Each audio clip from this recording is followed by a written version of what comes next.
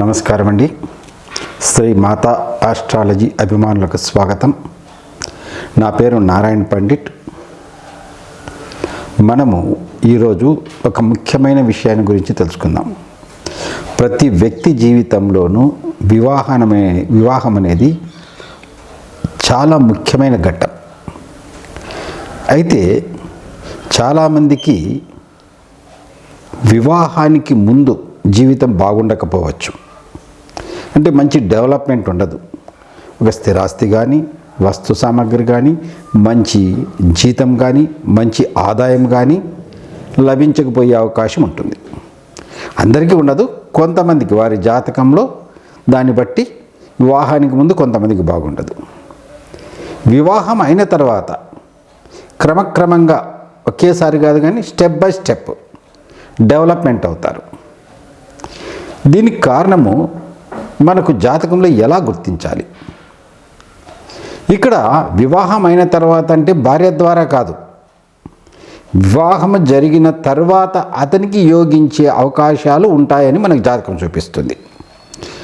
ఇతని కష్టార్జితమే కావచ్చు, అది ఇతనే సంపాదించవచ్చు. కానీ అప్పుడు అనుకూలతలు వస్తాయి.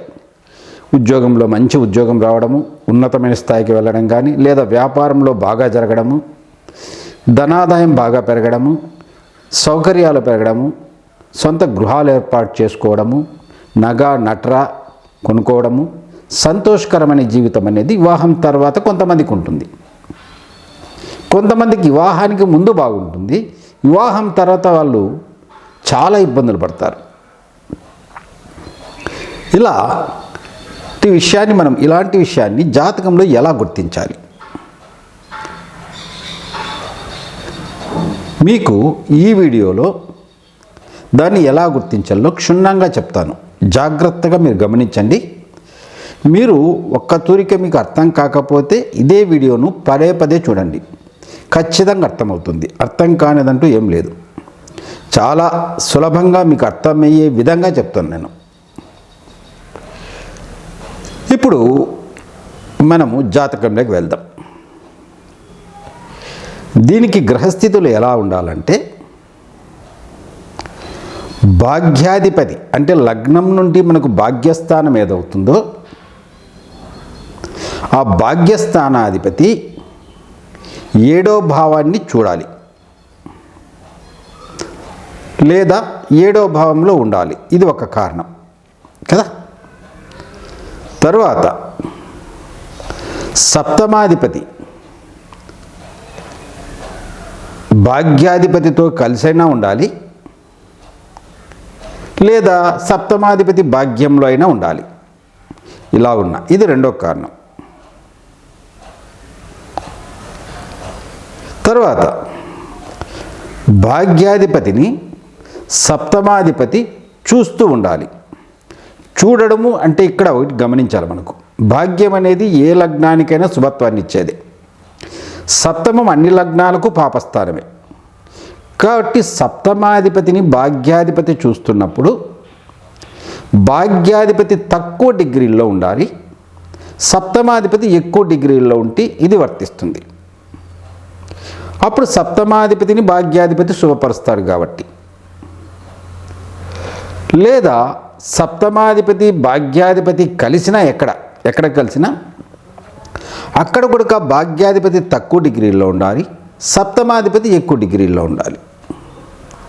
ఇలా ఉంటే వారికి వివాహం తర్వాత బ్రహ్మాండంగా యోగిస్తుందని చెప్పచ్చు.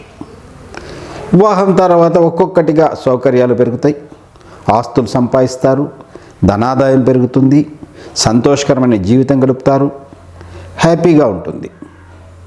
ఇది ఒక్క తూరికార కానీ స్టెప్ బై స్టెప్ కొద్దిగా పెరుగుతూ వస్తుంది. చాలా తొందరగానే డెవలప్మెంట్ అవుతారు. అప్పుడే అర్థమైపోతుంది మీకు వివాహం తర్వాత బాగా యోగించిద్ది అని. ఇలాంటి గ్రహస్థితులు ఉంటే వివాహం తర్వాత యోగిస్తుంది. ఉదాహరణకు మేషలగ్నం తీసుకోండి. ఒకటి చెప్తాను ఉదాహరణకు, చూడండి. మేషలగ్నం వద్దులేండి, అక్కడ 2 పాపైతాయి. వృషభ లగ్నం తీసుకుందాం. వృషభ లగ్నం తీసుకుంటే వృషభ లగ్నానికి సప్తమాధిపతి ఎవరు? కుజుడు. పాపి కదా, కాబట్టి ఇక్కడ సప్తమాధిపతి పాప అయినప్పుడు ఆ లగ్నానికి భాగ్యాధిపతి ఎవరవుతారు? శని కదా. ఈ శని సప్తమ భావాన్ని చూసిన, సప్తమ భావంలో ఉన్న, అలాగే సప్తమాధిపతితో కలిసినప్పుడు శని తక్కువ డిగ్రీల్లో ఉండాలా, సప్తమాధిపతి ఎక్కువ డిగ్రీల్లో ఉండాలా. అలాగే సప్తమాధిపతిని చూసిన,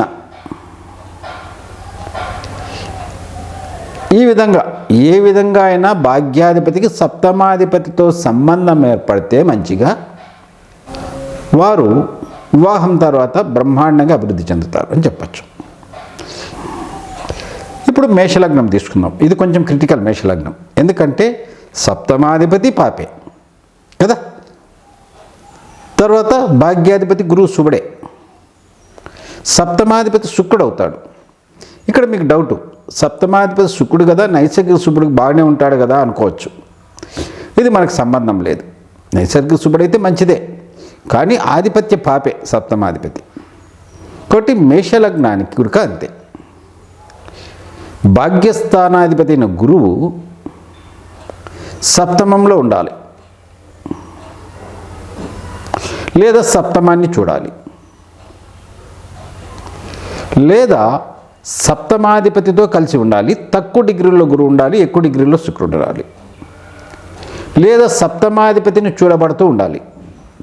అప్పుడు కూడా గురువు తక్కువ డిగ్రీలో ఉండాలా, శుక్రుడు ఎక్కువ డిగ్రీలో ఉండాలా. ఇలా ఉంటుంది. ప్రతి లగ్నానికి ఈ విధంగా చూసుకోండి. మిథున లగ్నానికి కానీ, కర్కాటక లగ్నానికి కానీ, సింహ లగ్నానికి కానీ, కన్యా లగ్నానికి కానీ, తులా లగ్నానికి కానీ, వృశ్చిక లగ్నానికి కానీ, ధనుసు లగ్నానికి కానీ, మకర లగ్నానికి కానీ, కుంభ లగ్నానికి కానీ, మీన లగ్నానికి కానీ, ఏ లగ్నానికైనా సప్తమాధిపతి భాగ్యాధిపతితో మంచి సంబంధం కలిగి ఉంటే ఖచ్చితంగా వివాహం తర్వాత వాళ్లకు మంచి స్టేజ్, మంచి స్థాయికి వెళ్తారు. అలా కాకోకుండా పాప సంబంధం కలిగి ఉంటే, అంటే సప్తమాధిపతి ఎక్కువ డిగ్రీల్లో ఉండి భాగ్యాధిపతి తక్కువ డిగ్రీల్లో ఉంటే భాగ్యాధిపతిని సప్తమాధిపతి చెడగొడతాడు. అలా జాతకంలో ఉంటే వివాహం తర్వాత పతనం ఆరంభమవుతుంది. వాళ్ళకు దరిద్రంలోకి వెళ్తారు. అప్పుడు అనుకుంటాం, అయ్యో వివాహం చేసుకున్న తర్వాత ఏది కలిసి రాలేదప్పా, చాలా దరిద్రంగా ఉంది, అన్నీ పోతున్నాయి అనుకుంటాం. ఇలా మన జాతకంలో ఈ భాగ్యస్థానాన్ని, సప్తమ స్థానాన్ని, సప్తమాధిపతిని, భాగ్యాధిపతిని చూసి ఈ నిర్ణయం తీసుకోవచ్చు. కాబట్టి మీరు మీ జాతకాన్ని ఈ విధంగా పరిశీలించుకోండి, మీ పిల్లల జాతకాన్ని కూడా ఈ విధంగా పరిశీలించుకొని చూడండి. ఒకవేళ వివాహం తర్వాత బ్యాడ్ ఉంది, మరి ఎట్లా చేస్తాం, అలా అయితే పెళ్ళే చేయమా అనుకోకండి. దానికి పరిహారాలు ఉంటాయి. అక్కడ సప్తమాధిపతి పాపైనాడు, భాగ్యాధిపతి పాపైనాడు కదా. ఈ రెండు గ్రహాలకు, పాపైన సప్తమాధిపతికి దాని ప్రత్యంత దేవతకు, శుక్రుడు పాప అనుకోండి, లలితాదేవికో గాయత్రీదేవికో పూజలు చేసుకోవాలి. కొంచెం పెద్ద పూజలే చేసుకోవాలి. అంటే జపాలు కానీ, జపాలు అక్కర్లేదులేండి, ఆయన ప్రత్యంత దేవతకి చేస్తాం కాబట్టి అక్కడ అమ్మవారికి ప్రత్యేకమైన పూజలు కానీ, లేదా ఒక 20 శుక్రవారాలు కానీ, మంగళవారాలు కానీ కుంకుమార్చన కానీ చేయాలి. అలాగే ఆ లగ్నానికి ఒకేలా శుభుడైనాడు అనుకోండి, గురువు శుభుడైతే ఆయన కూడా ఈ సప్తమాధిపతి చేత చెడిపోయి ఉంటే డైరెక్ట్గా గురుగ్రహానికి జపాలు చేయించుకోవచ్చు. ఇలా చేసుకొని ఆ తర్వాత వివాహం చేయాలి. అంతేగాని లేదులేండి మాకు మంచి సంబంధం ఎతుకుతామంటే నువ్వు ఎంత మంచి సంబంధం అన్నా ఎతుకు, జరిగేది అదే.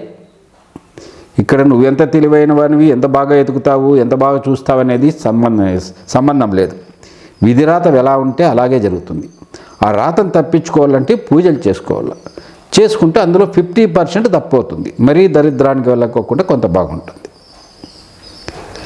ఇది మన జాతకంలో మనకు తెలిసిపోయే విషయం. ఈ వీడియో మీకు నచ్చినట్లయితే షేర్ చేయండి, లైక్ కొట్టండి, సబ్స్క్రైబ్ చేసుకోనండి. మీరు ఎవరైనా ఆన్లైన్ ద్వారా జ్యోతిష్యం నేర్చుకోవాలంటే మమ్మల్ని సంప్రదించవచ్చు. మీ జాతక పరిశీలన కోసం కూడా మమ్మల్ని సంప్రదించవచ్చు. నమస్తే.